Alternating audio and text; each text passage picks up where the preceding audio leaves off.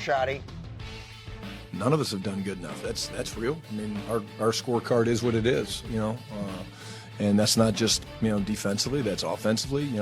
We're a football team. That's 3-4-1. You can take the stats on offense and shove them up your ass. As far as I'm concerned, I mean, is what it is. We want to win. Yes, that's what I want to hear my coach say. That guy can coach my team anytime. You take that, and what do you think of that? You heard what I'm so fired up I can't even finish a sentence. That's the way I want the coach of my team talking when they are underperforming. That defense sucks so much. It is destroying their season, right? I mean, they're so bad. I got a stat to stick up here, you know what? Go ahead, tell me. Whoa. Let's be careful. Dallas is averaging 30.8 points per game. Yes. On offense. There hasn't been a team that has averaged 30 points per game and missed the playoffs since the 2004 Kansas City Chiefs. So, I mean, it's been 21 years. This defense is, and to me, that's Schottenheimer saying, hey, defense, we're not having this. Like, I like that he is getting involved in this. How did you take it? 99 PFF score on Coach Presser. Because what he did there was, it was like he gave himself the backhanded compliment. How did he do that? Like, hey, you know what, man, look.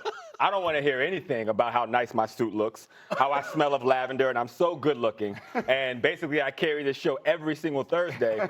We need to be better in our ratings, and everyone in this room, outside of what I'm in charge of, needs to do a better job. And until that happens, I'm not satisfied. Okay, that's smart. So if he managed to pull that off, even more respect for it. I'm all in on it. The Cowboys should. That offense is too good to be home watching in January with the rest of us, and it's going to be, and that to me sounded like a coach who's frustrated about it. Yeah, I mean, he did the right thing by sitting in front of a podium and being like, it kind of takes all of us. He did the whole thing where he's patting himself on the back in the long way. But if you get into a team meeting, he's looking at everybody, and he has the perfect message. It's, guys, I'm going to protect all of us outside of this building, but inside the building, we have to be a family. We have to have this conversation. We suck on defense, and we have to complement our offense. The defense doesn't have to be great. They just need to hit the title of average. Well, below average. Yeah, mediocre. Well, you played on the defensive side. Here's the way it's been explained to me by people. When guys are running as wide open as guys are in that's not about physical mistakes. That's not about guys not being good enough. That's about guys not knowing where they're supposed to be. And that comes back to the players to some degree and also to the coaching.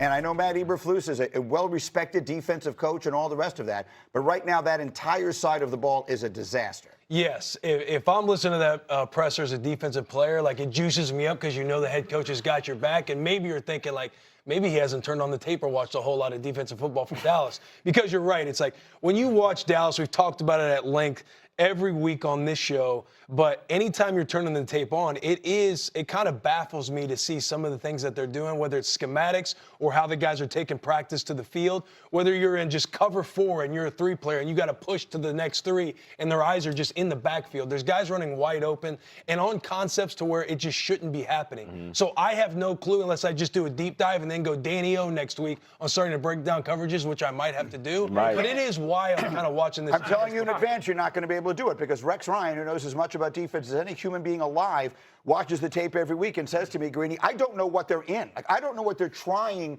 to do. So, I mean, the defense is a disaster. Dan, Challenge what are we accepted. seeing? All right, so one, historically bad defense. Yes, it could be the worst defense we've seen in the NFL in the last 20 years. Whoa. Let's also be honest about the offense.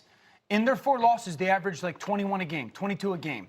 They've beat up on teams defensively that were the Jets, the Giants, the Washington Commanders. They had a really good game against the Packers. Other than that, when their offense has needed to play, like they got skunked last week versus Denver. They got skunked by the Bears. I mean, that's the reality is, yes, this offense has been great at times, but it hasn't been consistently exceptional. But that is an improvement from where they were a year ago. And that, they averaged 21 points a game. But look, in their coming losses. into the season, the question was, like, is Schottenheimer going to be able to get this offense going, get Dak playing at his best? Dak is playing good. They did beat up on the team they're supposed to. But at the same time, when you get rid of Micah Parsons, a generational talent. Like, what is this team? It's a great offense and a terrible defense. And quickly,